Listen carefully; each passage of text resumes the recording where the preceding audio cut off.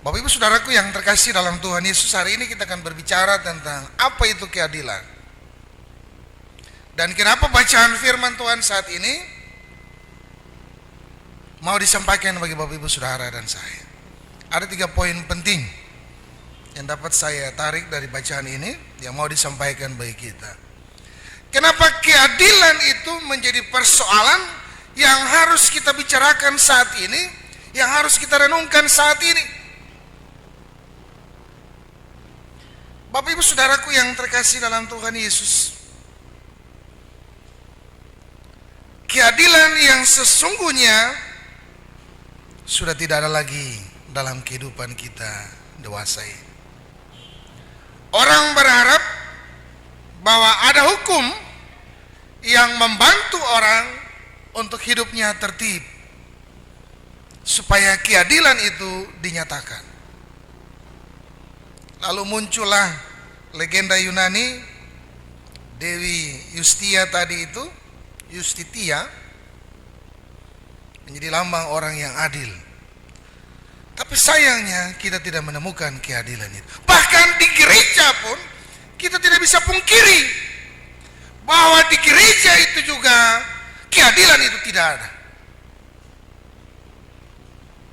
Di rumah tangga keluarga keadilan itu juga jarang terjadi. Ada orang tua yang pilih kasih, lebih mengasihi kakak daripada mengasihi adik, lebih mengasihi adik daripada mengasihi kakak. Keadilan itu dibuat semena-mena oleh kehidupan Bapak Ibu Saudara dan saya. Dan hari ini firman Tuhan menegur kita dengan keras. Kalau keadilan itu tidak diberlakukan, maka kita akan dihukum, kita akan binasa. Bapak Ibu Saudaraku, mungkin kita akan bertanya, keadilan yang seperti apa? Salah satu contoh yang tadi, yang kecil. Nah, bagaimana di gereja? Bapak Ibu, di atas mimbar ini saya berteriak, saya menyuarakan tentang itu. Kita merampok hak Tuhan terlalu banyak. Tuhan memberikan kepada kita begitu banyak, tapi kita merampok apa yang menjadi milik Tuhan. Kita pakai untuk kepentingan-kepentingan kita. Kita menggeser apa yang menjadi tujuan Tuhan, kita ganti dengan tujuan-tujuan kita. Supaya apa? Supaya enak. Padahal Allah menyediakan segala sesuatu bagi Bapak Ibu Saudara dan saya itu. Dia tidak pernah merancang malapetaka. Dia merancang damai sejahtera. Tapi kita ganti rancangan Tuhan itu dengan rancangan-rancangan kita. Lalu kita taruh Tuhan itu di tempat yang terakhir. Kita akan berteriak bagi Tuhan kalau sudah kepepet.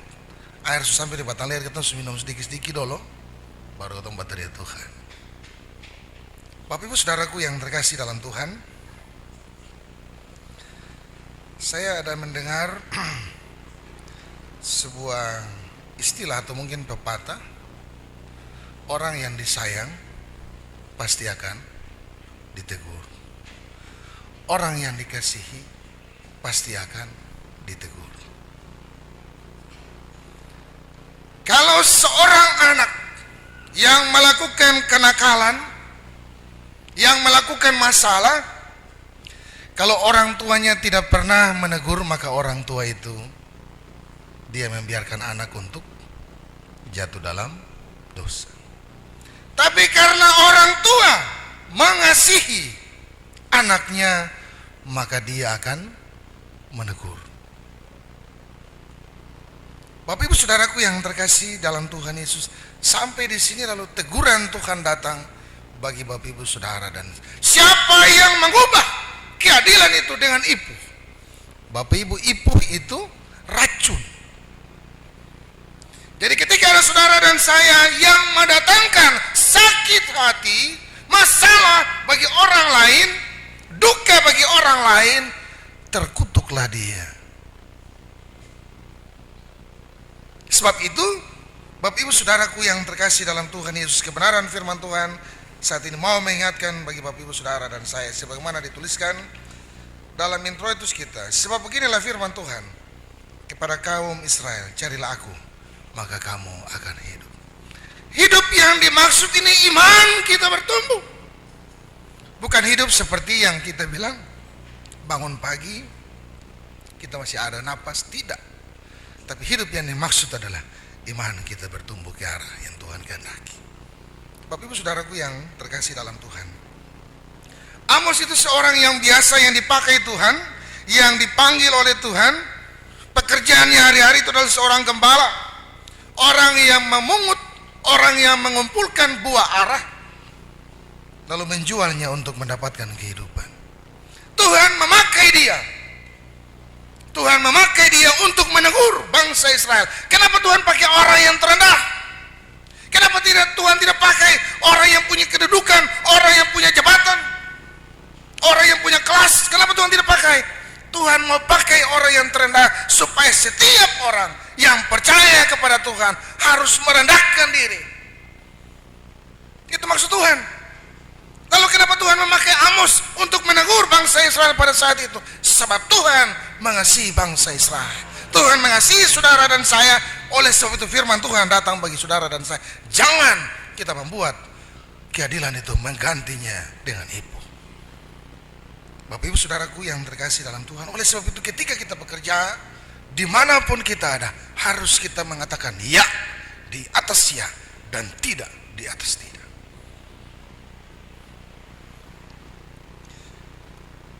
Bapak Ibu Saudaraku yang kekasih dalam Tuhan kita Yesus Kristus, kenapa ada seruan Amos? Sebab Tuhan melihat banyak persoalan di tengah kaum Israel, di tengah bangsa Israel. Dan hari ini firman Tuhan juga yang sama bagi Bapak Ibu Saudara dan saya. Kenapa kita ditegur oleh kebenaran firman Tuhan ini? Saya mau bilang, firman Tuhan ini menegur bukan satu orang. Firman Tuhan menegur semua kita. Kenapa? Bapak Ibu masih ingat kalau kita baca dalam Alkitab, kita akan temukan pengadilan Tuhan itu akan dimulai dari rumah Tuhan. Artinya apa? Sebagai seorang pelayan, sebagai seorang pemimpin, sebagai seorang hamba, kita harus mengatakan ya di atas ya dan tidak di atas tidak. Kita tidak boleh berkompromi dengan yang namanya hal-hal yang salah. Supaya kita aman, supaya kita nyaman, iya ikut saja, tidak boleh. Bapak Ibu Saudaraku yang terkasih dalam Tuhan kita Yesus, Amos merupakan seorang yang bijaksana. Amos merupakan seorang yang menunjukkan jati dirinya sebagai seorang abdi Allah. Dia mau bilang bagi Bapak Ibu Saudara dan saya bahwa identitas saudara dan saya sebagai orang Kristen adalah identitas Kristus. Nah, kalau kita memiliki identitas Kristus, maka apa yang dimiliki oleh Yesus Kristus dalam kehidupannya setiap hari, terutama di 3 tahun terakhir masa hidupnya, itu yang harus menjadi warna kita orang Kristen. Itu yang harus menjadi ciri kita orang Kristen. Bapak Ibu Saudaraku yang terkasih dalam Tuhan Yesus, pada saat itu Amos juga berdiri mewakili umat yang tertindas, berseru kepada para pemimpin, mengingatkan mereka, kalau sudah duduk di atas jangan lupa yang di bawah. Lalu kalau yang di bawah berjalan nyantai, lalu lihat ke atas, nanti tersontoh. Amos mengingatkan setiap kita, saudara dan saya, untuk berlaku adil dalam kehidupan kita. Supaya apa? Supaya kita hidup. Jati diri kita sebagai orang Kristen harus ditunjukkan bukan dalam perkataan-perkataan kita, tetapi harus nampak dalam setiap perbuatan-perbuatan kita.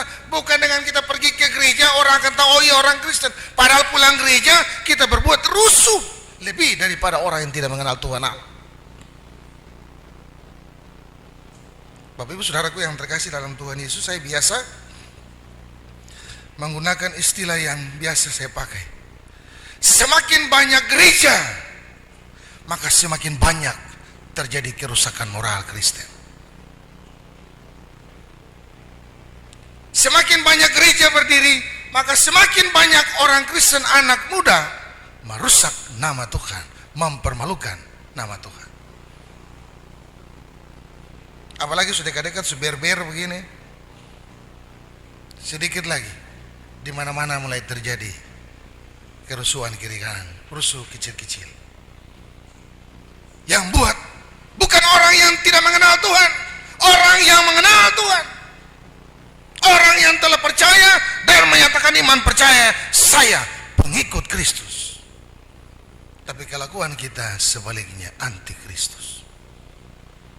Bapak Ibu Saudaraku yang terkasih dalam Tuhan Yesus, Amos menegur dengan tegas secara tidak langsung kepada para pemimpin, tetapi juga Amos menegur kepada umat yang memutarbalikkan keadilan itu. Bapak Ibu Saudaraku yang terkasih dalam Tuhan, kalau kita tafsir satu habis satu, kata-kata itu terlalu pedis.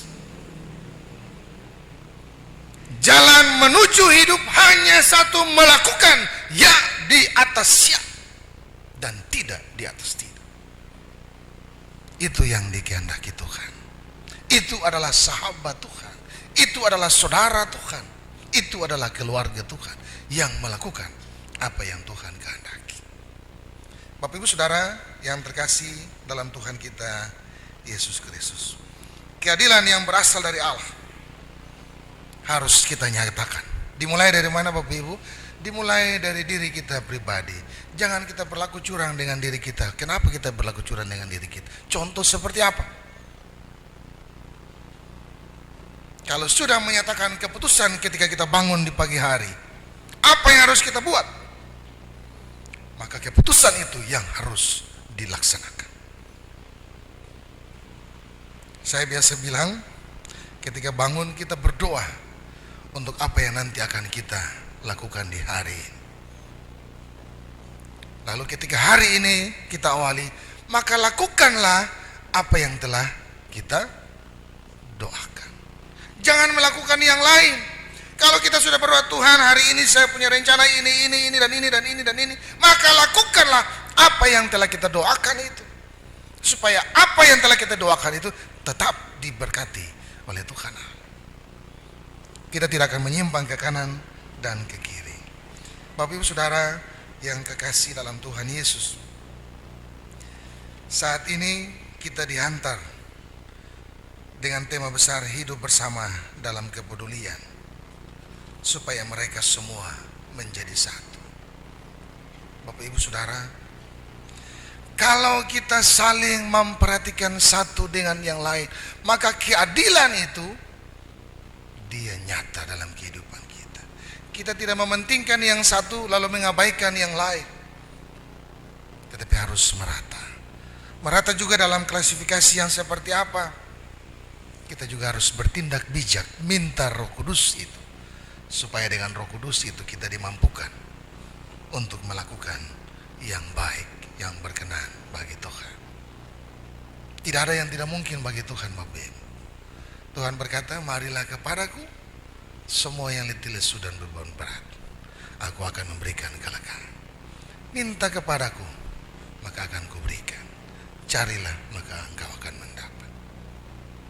Apa kekurangan kita, keterbatasan kemampuan kita, Roh Kudus akan memampukan kita dengan keluhan-keluhan yang tidak terucap, menyampaikan itu bagi Tuhan. Kalau kita percaya dengan iman yang sungguh. Tapi kalau tidak, kita sudah berdoa tapi kita korek-korek, belum Tuhan belum jawab, tidak akan jawab. Tapi kalau sudah menyerahkan Tuhan sepenuhnya, maka yakin dan percaya pada waktunya Tuhan akan nyatakan itu bagi saudara dan saya. Jangan kita mempermainkan Tuhan dengan apa yang Tuhan inginkan dalam kehidupan kita. Bapak Ibu Saudaraku yang terkasih dalam Tuhan Yesus, Amos berkata, carilah Tuhan maka kamu akan hidup. Hari ini firman Tuhan yang sama diperdengarkan bagi Bapak Ibu Saudara dan saya. Kalau kita mau hidup di tengah situasi dan kondisi yang saat ini sementara kita hadapi, maka tempatkan Tuhan di tempat yang terpenting dan sediakan waktu khusus untuk bertemu dengan Tuhan. Jangan sekedar kita bertemu dengan Tuhan. Bapak Ibu Saudara, firman Tuhan ini tetap mengingatkan saudara dan saya untuk tetap mengingat siapa kita, supaya dengan demikian kita tetap menjadi orang-orang yang peduli dengan sesama kita, melihat satu dengan yang lain sebagai sesuatu yang harus kita utamakan, sehingga hidup kita tetap menjadi berkat, supaya kita semua menjadi satu dan kita rapi tersusun, diikat menjadi satu untuk hormat dan kemuliaan nama Tuhan. Tuhan memberkati kita dengan firman-Nya. Amin.